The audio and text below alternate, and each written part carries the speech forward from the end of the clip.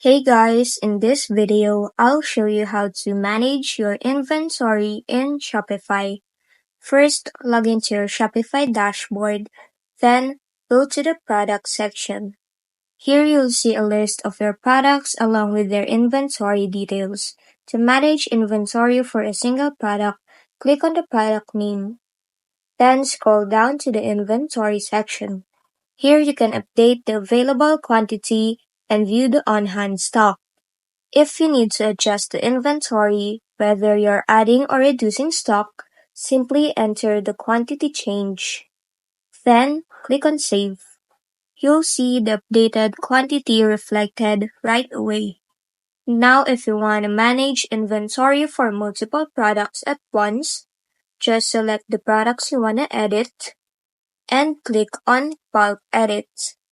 In the bulk editor, you can adjust the inventory values for each product in one place. Once you're done making changes, click on Save.